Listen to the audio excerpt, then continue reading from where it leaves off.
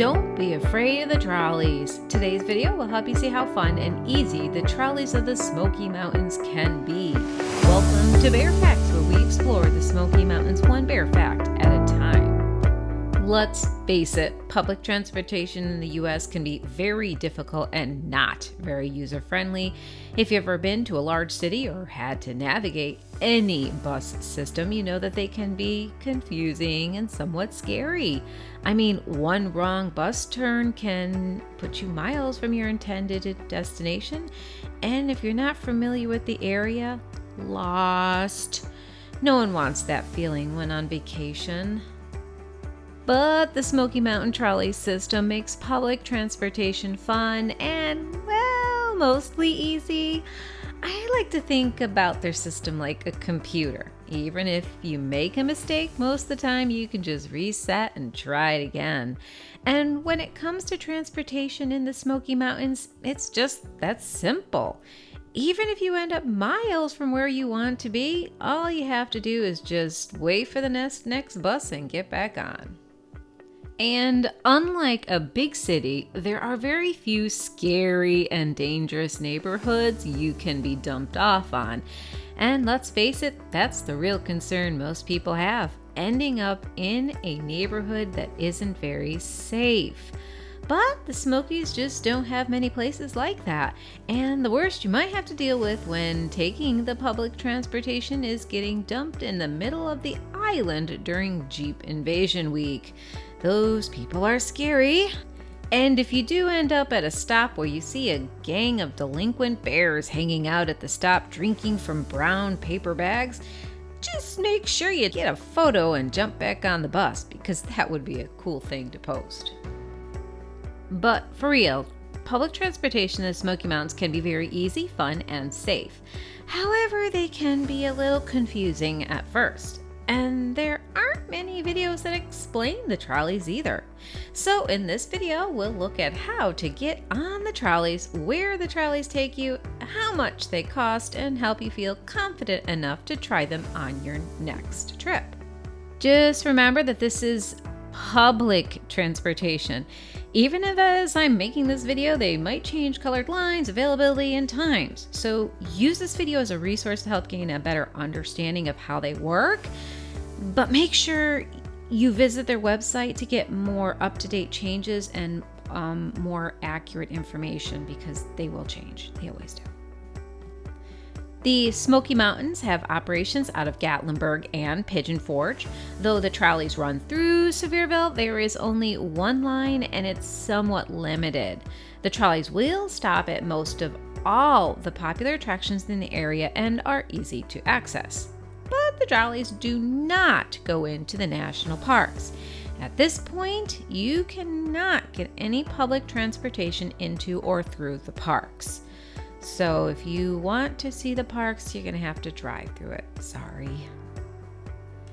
The trolley system is relatively new to the Smokies, and if it wasn't for the massive tourist population, there would be no way to justify the cost of public transportation in such a low populated area.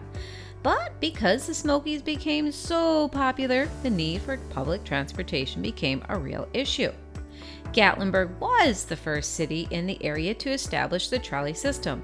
They started running in 1980 to try and alleviate some of the traffic and congestion from rising tourist population. The town started with 6 trolleys, which only serviced the main road, Route 441, and the crafting area. They have since expanded to over 20 trolleys, and the trolley route coverage has also expanded. In the mid-1980s, Pigeon Forge began to run their own trolley system. Pigeon Forge has a much larger area they cover and a much bigger fleet of buses. Pigeon Forge also is used by a lot of actual locals, making it more essential in some ways than Gatlinburg's system. Though there is a connecting spot between Gatlinburg and Pigeon Forge, they are operated by different towns and are funded by different means. Because of the massive size of Pigeon Forge and the distance that they have to cover, Pigeon Forge charges a small fee for people to ride their system, where Gatlinburg is free. But hold on to that thought, we'll get back to costs and fees later. Before we get into the specifics of where the trolleys run, let's quickly look at the trolleys themselves. The trolleys in Pigeon Forge and Gatlinburg look identical, though you will find a few minor differences. The trolleys all look similar. First off, they aren't like the trolleys in San Francisco, and though they look like trolleys, they're just diesel-fueled buses disguised to look like neat-looking trolleys. Though there has been a push to use more clean fuels and even discussion to convert to electric. They haven't made the changes to full electric though. When you get onto a trolley, you'll feel like you're on an actual trolley. The insides have lovely wooden benches and chairs, giving guests a nostalgic feel. Though that's where the nostalgia ends because they're temperature controlled with AC and heating. The towns have also tried to keep up with the times by adding digital displays that tell you which route you go on as well as the next stops, even going so far as to tell visitors what attractions you can get to from that stop. Both Gatlinburg and Pigeon Forge mass transit trolleys are lift-equipped for wheelchairs and/or other mobility aids and may be accessed at any designated trolley stop. As per the website, there are ADA paratransit services which can be provided for individuals whose disability or health conditions may prevent them from using the Gatlinburg or whatever trolley system route system they have. So just look on their website if you need more information on that. Last side note, sorry to say, but pet bears and other animals who are not officially designated for handicap services are not allowed on the trolleys. The towns have also invested in better technology to help visitors navigate the crazy color code system. If you plan on using the trolley systems in either Pigeon Forge or Gatlinburg, I highly suggest downloading the Gatlinburg Trolley app from the App Store. I won't lie, the app has its fair share of glitches, but it will help you figure out which color line or word line or name line which stop goes to. It has live navigation maps that will also show you where the trolleys are, but be aware it isn't always accurate.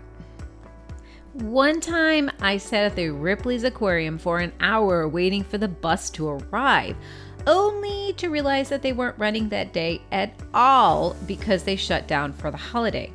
Now, I'm all in for giving people the day off, but the app didn't bother mentioning that they weren't running that day and kept telling me that the bus would be there soon.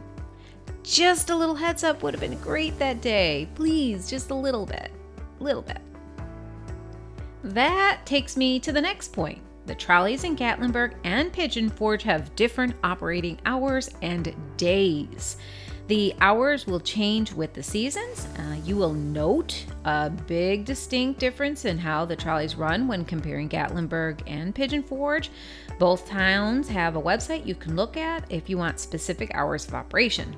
I left a link in the description if you need it. When comparing the two towns, Gatlinburg is a little less consistent and information is harder to get.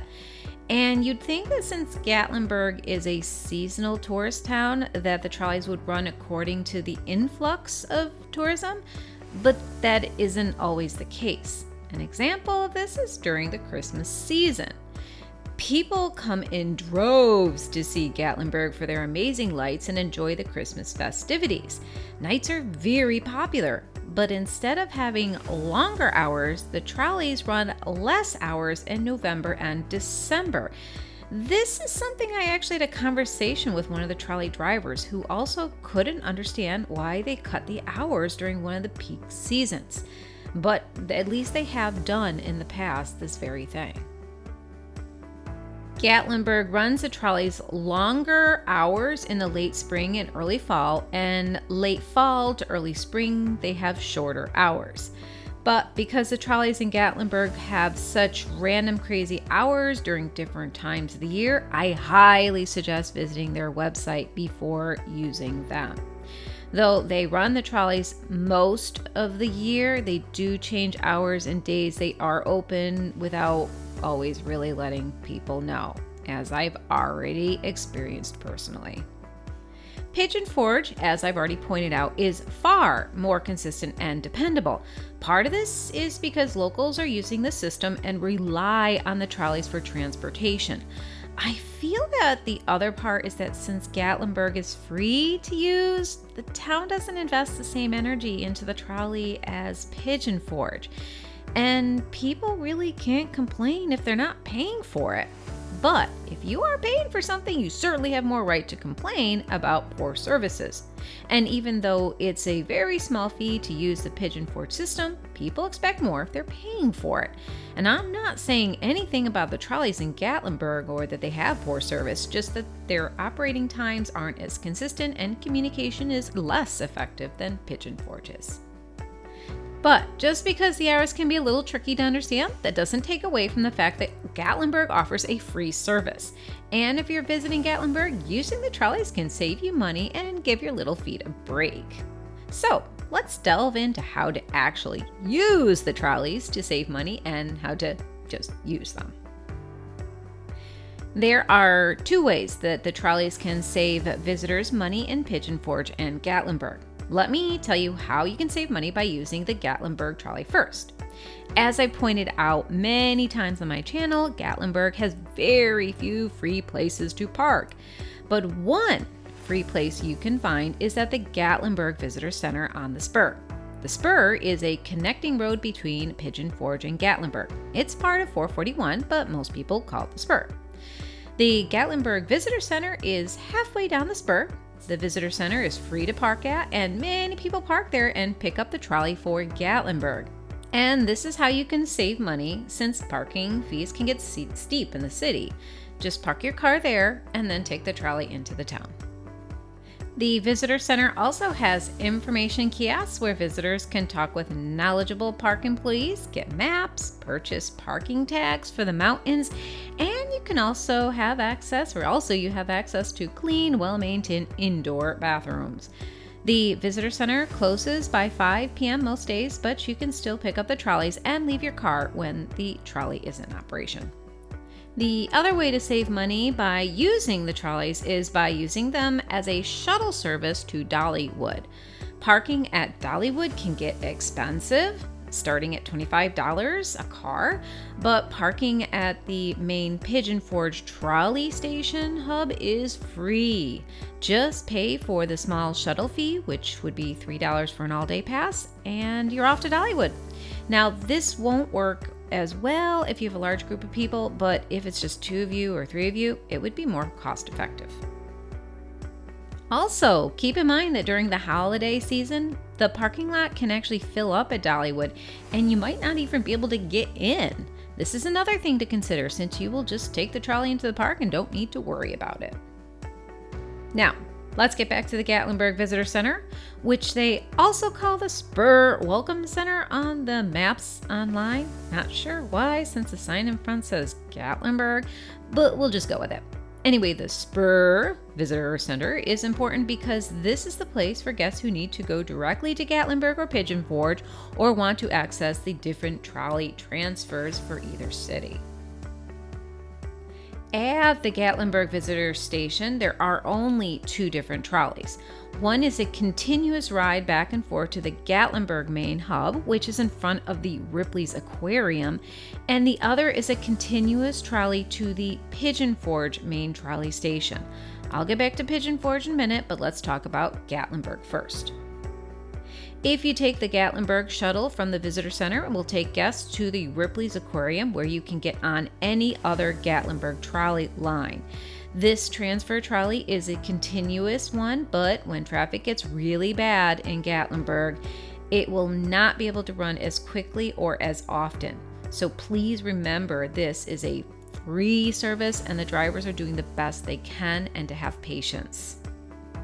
If you're already in Gatlinburg and want to go to Pigeon Forge or back to the Gatlinburg Visitor Center, you will need to go to the Ripley's Aquarium and wait for the transfer trolley. This, as I've already said, is a dedicated trolley that only runs from Ripley's to the Visitor Center all day. From the Gatlinburg Visitor Center, you can also pick up the Pigeon Forge transfer line.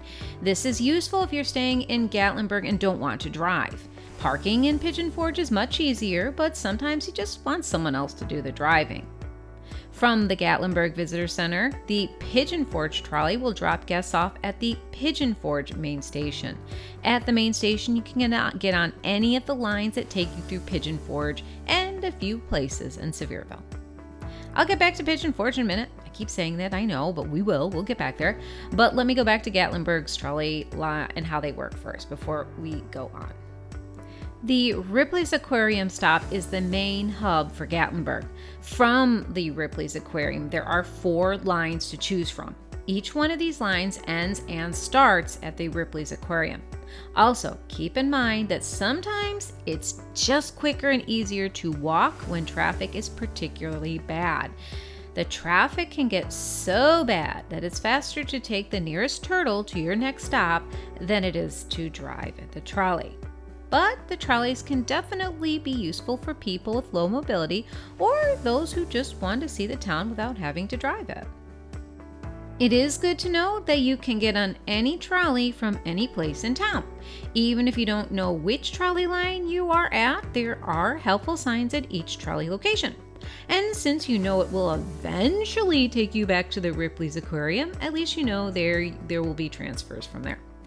So, let's review the different colored lines in Gatlinburg. I'm only giving you highlights. If you need more specifics, download that app. It will tell you all the stops each colored line has. The red line will be one of the more popular routes. It takes you through the loop to downtown Gatlinburg. It covers the widest area of Gatlinburg and stops at many places in the center of town. However, it is especially useful if you're at a resort or hotel down River Road, Ski Mountain Road, Parkway Airport Road, Park Vista Hotel, Cherokee Orchard Road, Baskins Creek Road, or Willis Lane. It also stops at the Convention Center. The blue route covers the East Parkway. It extends from the eastern part of Gatlinburg and covers about 8 miles. The main stops are all along the East Parkway, including the Community Center, the Rock Top Sports World, Library, Mass Transit Center at Ripley's Aquarium is the last stop. The yellow route is about 5 miles long and focuses on the areas west of Gatlinburg. This route only operates April through October daily, and in November, December, it runs Monday through Saturday. This line is basically dedicated to the craft community. And the purple one is the one dedicated to the Gatlinburg Visitor Center. And this line does stop at a few places along the North Parkway as well, but it's just focuses back and forth to Gatlinburg Visitor Center. One more thing about the Gatlinburg trolley, please consider tipping your trolley drivers. These are hardworking people who will be more than happy to tell you about the town, give helpful advice, and share their experiences with you about Gatlinburg. But it's still a public service and tips are always welcome. So let's move on to Pigeon Forge. As I've already pointed out, Pigeon Forge trolley system has a line that takes you from the Gatlinburg Visitor Center to the main trolley station in Pigeon Forge. Though most people who are using the Pigeon Forge trolleys use the main hub by Patriot Park and the Old Forge District. Parking is free and you can purchase your trolley tickets at the ticket office online, or if you have exact change, you can purchase them on the trolley. As I pointed out, unlike Gatlinburg, there is a fee. You can find a list of rates on their website, but the best way to maximize your saving is just to purchase the all-day pass. It will cost only $3 a day, and you have unlimited access to over 100 different stops in Pigeon Forge and parts of Sevierville. One thing to note is that you need to purchase the all-day pass from the ticket center or online. But you can pay the trolley drivers for a one-time use if you just need to hop on and off real quickly. Now, you can hop on the trolley from any trolley stop in Pigeon Forge or start at the main hub, but they also have different colored lines that go to different places. One thing that they all have in common is the main central hub. Here you can get on a transfer line to other routes or head back to Gatlinburg. In this next part, I'm not going to lie and say I wrote all this part by myself. Nope, I copied this from their website since there is a lot to know about the different lines and where they go. But here's the basic information about the different lines in Pigeon Forge. First off, they aren't colored like Gatlinburg. They have names based on the location the trolley goes back and forth to. And even though they give you an estimated time of arrival, traffic is a huge problem, and at times even the Pigeon Forge lines can get affected. The North Parkway Transit leaves Patriot Park and travels north through Pigeon Forge and continues on into a portion of Sevierville. After traveling north into the Governor's Crossing and Walmart area, it turns south again and then turns back to the Patriot Park. Arrival times every 20 minutes. The big hitters on this line are Walmart, Tanger's, the Island, Apple Barn, and many of the dinner shows are also on this line. The Southern Parkway Transit leaves the Patriot Park and travels east to Teaster, then north to Jake Thomas with a stop at the LeConte Convention Center, then turns left onto the Parkway south to the light number 6, Pine Mountain Road. The trolley goes as far as the Mainstay Suites before returning to the Parkway. This transit then travels to the south city limits, servicing campgrounds in the area and the Dolly Parton Stampede before returning to Patriot Park. Arrival time every 25 minutes. The Gatlinburg Welcome Center Transit leaves from the Patriot Park and then travels nonstop to the Gatlinburg Welcome Center on the spur just outside of Gatlinburg and then returns to the Patriot Park. The hours of operation for this transit are subject to schedule of the City of Gatlinburg's transits. Arrival times every 30 minutes, which is laughable when you hit holiday seasons because, yeah, good luck with 30 minutes. Dollywood's transit leaves Patriot Park and travels to and from Dollywood continuously. The transit runs 30 minutes before Dollywood opens and the evening until everyone is returned to Patriot Park. Arrival times every 15 minutes. There is a Dollywood Splash Country line at times, but it isn't always running. Even if it isn't running, you can just take the Dollywood transit and walk to Splash Country. The Wares Valley Transit leaves Patriot Park and travels north on Teaster Lane through the Pigeon River Crossings Mall, Riverview Mall area to traffic light number 2 on the Parkway. From light number 2, the transit proceeds to the Community Center Drive, Sandpike Boulevard, and then onto Wares Valley Road, where its service areas, campgrounds, and other businesses as it continues westbound to the Pigeon Forge city limits before returning to the Patriot Park by the same route. Arrival times every hour. The app also has a Route D, but this one covers specific lodging and won't be widely used by the general public. Just remember that if you forget or get confused about where any of the trolleys go or want to know when the next trolley stop is stopping at your station, try the app. If you are fortunate to get good reception, because reception in Pigeon Forge is pretty bad, the app is adequate. You can also just wait for the next trolley and talk with the driver to see where they're going. Okay, there you have it. That was pretty easy, wasn't it? Okay, so there are a few things you need to remember, but it is pretty simple, don't you think? Using the trolleys in the Smoky Mountains offers several advantages, making them an excellent choice for most tourists and locals. The trolley routes are specifically designed to connect major attractions, shopping areas, hotels, and other points of interest. This makes it easy to get around without the hassle of navigating unfamiliar roads or finding parking. The trolley fares are very affordable, offering a budget-free option for getting around the area. This is especially beneficial for families and groups looking to save on transportation costs. They offer a stress-free travel experience, taking away the hassle of parking, especially in Gatlinburg and Pigeon Forge during the peak tourist season. Riding the trolleys also allows you to sit back, relax, and enjoy the scenic views of the Smoky Mountains without worrying about that driving or traffic. Using the trolley system in the Smoky Mountains is not only a practical choice, but is also an enriching experience that enhances your visit to this beautiful region. I hope this video helps you plan your visit to the Smoky Mountains. You're getting an honest review from our personal experiences, but facts and things change. So please keep us in the loop if you learn anything new and want to share your experiences in the comments. Thanks again for visiting us at Bear Facts of the Smoky Mountains. Please click that like button and subscribe to our channel.